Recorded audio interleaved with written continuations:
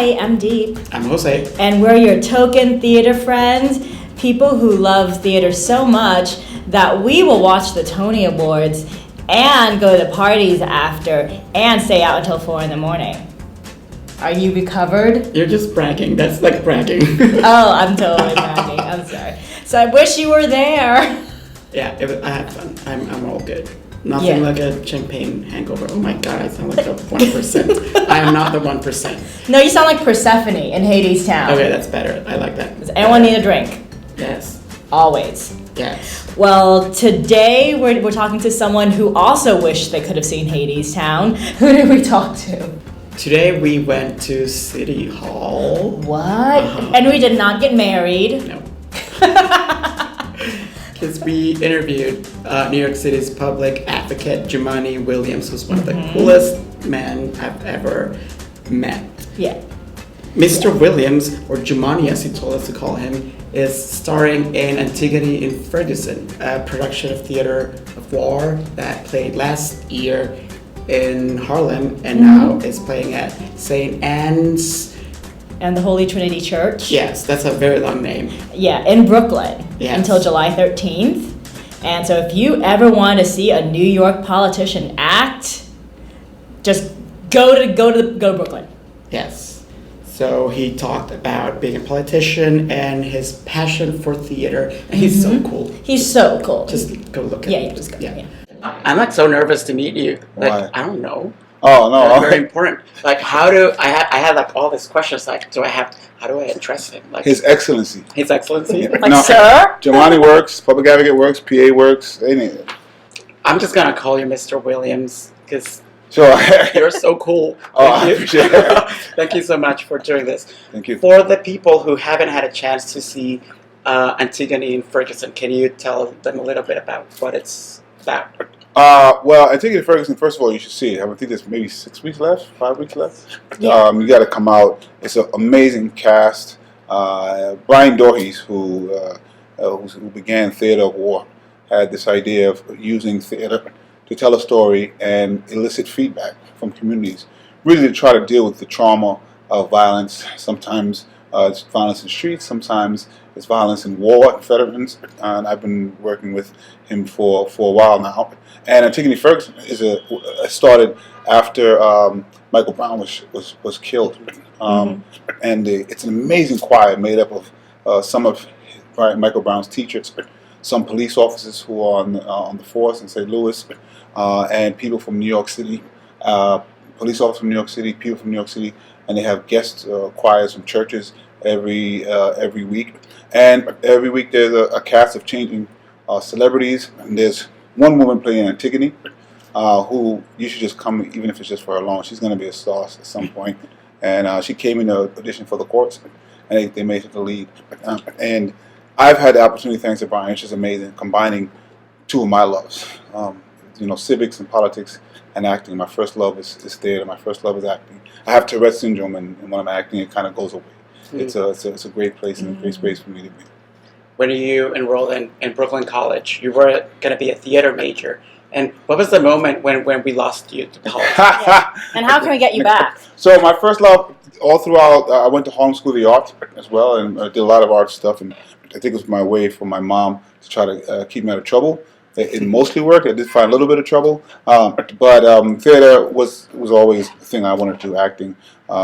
And I went in to do theater, and actually the auditions I was going on at that time were always for like murderers and drug dealers, and I thought, I'm going to make my own stories, and I actually switched to film production. Oh. Then I got involved with politics on the campus. Social justice was always a big thing for me. My heroes were X-Men, Spider-Man, Martin Luther King, Malcolm X. They were all kind of the same thing. And I started realizing how important electoral politics is, and I just naturally gravitated to all the. At that time, Brooklyn College was teeming with political activity. We had 2 different parties. Everybody was getting involved. And so I got involved there. And I actually ended up minoring in film production and majoring in political science. And after that, I started working for nonprofits. And slowly, civics and the politics kind of overrode the theater and the acting. But it's something that's within me. And my therapist has suggested that I don't give it up. And so I always try to find ways to get involved. Theater of war was interesting. Linda, the president of the Brooklyn Public Library, came to me one day and said they're working with it. Well, I did a lot of work around violence, and they wanted me to be a panelist on it. And I said, I'm an actor also. For some reason, she believed me, and for another reason, Brian believed me. I don't know why. Next thing you know, I'm working with some amazing people. Jeffrey Wright, Paul Giamatti. That day it was Ashanti as well, and I came in, and since then I've been doing this with Brian. It's been amazing. It's almost a therapy for me. Antigone Ferguson started in Ferguson. That's where they performed. Yeah. And the both of us have seen it. We saw it last year when it was in Harlem. And the second component of the evening after the Antigone reading, in which you play Haemon, Yeah. There's a community discussion. Absolutely. And in the time you've done it, what's been the most memorable interactions between? Did you see me when I was there? No, I gotta come. I would. They don't tell us ahead of time who's doing it. I'm gonna do. I did the first opening. I'm thinking we're trying to find some more dates for me to come in. Do it. I always find there's always something new that comes up. It's very interesting when people start sharing their own stories. The most interesting actually when there was a gentleman. So everybody who started talking about what they saw in Antigone, who happened to be played by a black woman, so that it made the tension even more profound, I think, for the time we're in. So everybody started talking about the powers of privilege and race. And there was a man who was from Paris. He said, I think I saw a completely different play. He understood the power dynamic between the king, but he didn't see the race relation part. He didn't see some of the things that we kind of see, I think. One, because we're in America at this time and we have a different experience. So it just reaffirmed that I always try to remember, I never know what journey someone took to get them where they are. So I always try to receive that when I'm having a conversation. And that kind of reinforced it to me because he came from another country, had a different experience. And because of that, just saw something else that many folks didn't. Your parents came to the States from Grenada, and I wondered, and you were born in New York, and I wondered what your cultural upbringing was like. Did your parents try to keep aspects of Grenadian culture when you were little? Oh yeah, I love my Grenadian heritage. Maurice Bishop, Malcolm X's mother is from Grenada, so it's a very big source of pride. But yeah, I wasn't that very good in school, and so up until I had to start going to summer school in high school, I was going to Grenada every single year, hanging out with my grandma, hanging out with the animals, and she had sheep and chicken to get fresh eggs. It was very cool. I didn't realize how rich that experience was until you got older and started looking back. So it was just a great experience to be able to go there, and it's been the music. I was playing every Saturday, soca and calypso. So we were very immersed. The Grenadian is a kind of tight-knit community, so we immersed in the Grenadian community and then a larger Caribbean community as a whole. But it's an interesting dynamic, I think, that many of us who have Caribbean parents, Caribbean American versus Black American. So while I was just always so proud of my Caribbean heritage, I would always just check Black. I identified with the Black American experience as well. And I think it's a dichotomy that folks had to struggle with, because I had no problem saying I'm Caribbean and Caribbean American. It's just what naturally just came off as Black. And thankfully, both my parents, my father left when I was about 9, so it was mostly my mom, although he was in North Carolina. But they really pushed me to understand the civil rights movement here and what the Black American experience was. So I always identify with that. So you were talking about how you veered from theater because you wanted to do more social justice work and you wanted to make change in the world. And I think now a lot of theater artists, especially theater artists from marginalized backgrounds, want to incorporate that work into the art form. And so how do you think theater or the performing arts can better engage with these I blew it, issues? and I should have just stuck with the theater, and everything would have came full circle. I think the arts very often are, if not in the forefront, just very much in tune with social justice issues. They just, I think, by virtue of who artists are, they're just very much more accepting of human beings in general. And so when human beings are suffering, they tend to gravitate to supporting that.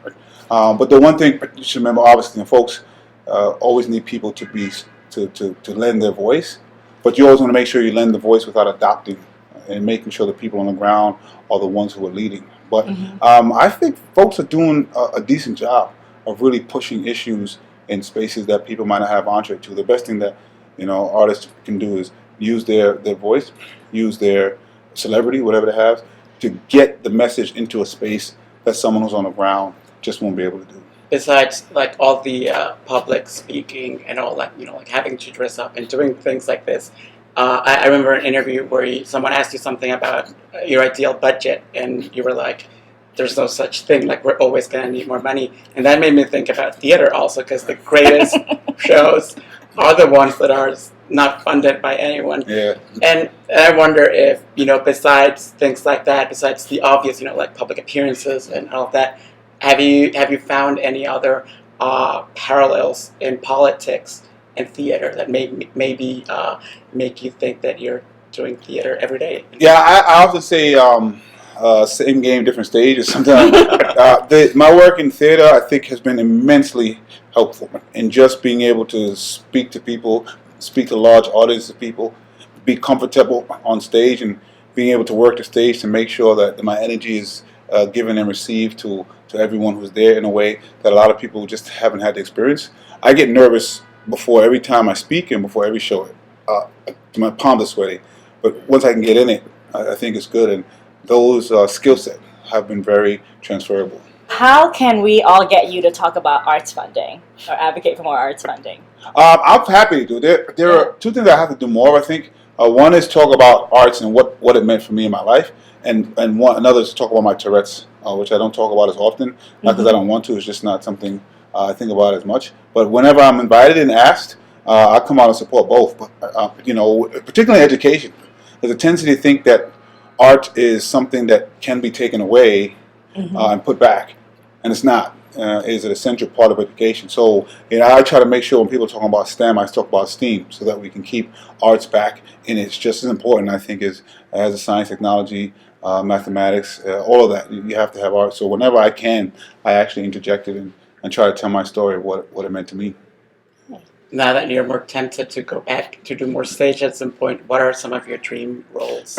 I'm not sure. So I actually had, I love theater, but then I really loved film. I like the way what you can do with film, and especially if I happen to do it while I'm a public advocate, I think film TV might be easier because it's less rehearsal. But with theater of war, like I just love being up there. I'm not sure what the dream results are. I just know I just like telling stories.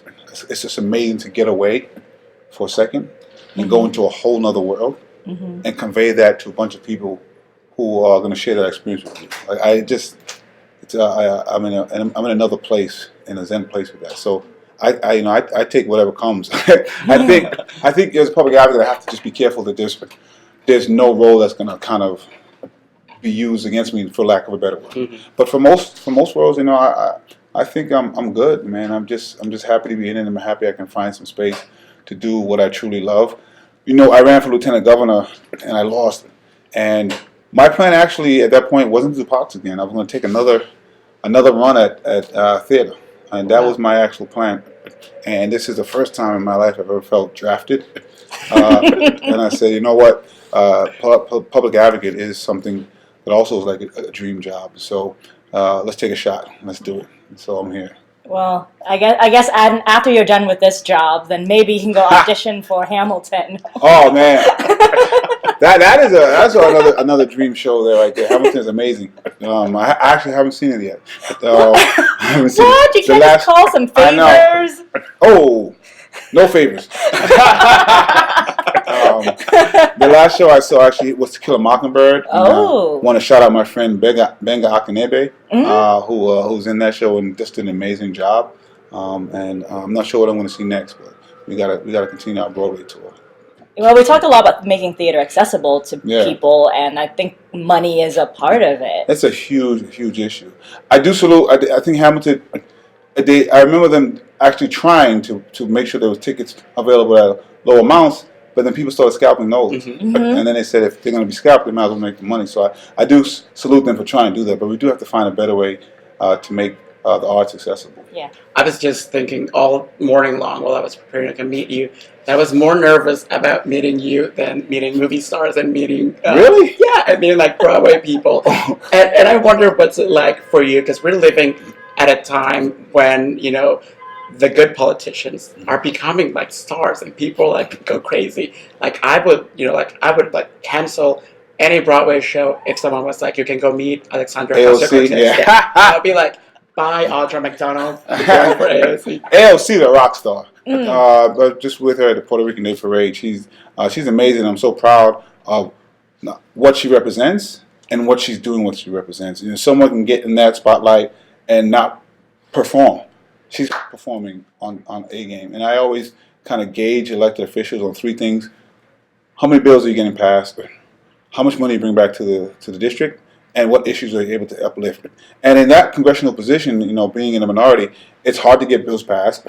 Not impossible, but it's hard. They don't have any discretionary funds. But you do have the ability to raise your voice and attach it to issues. And she's just doing an awesome job with that. But, it's weird for me. I'm just now trying to think about how people may see me in the office. But that's why it's weird to hear. I appreciate it, but, you know, I'm just me, so I don't. It's kind of cool. Folks want to take pictures. I'm sure there's going to be a day when nobody wants to take pictures, so you try your best to enjoy it. But I try not to believe my own press releases. Don't read the tweets. Yeah, and then two, it's you know, I'm here at whatever position I'm in temporarily. I prefer to call myself an elected official as opposed to a politician, and take the work I have to do seriously without taking myself too seriously.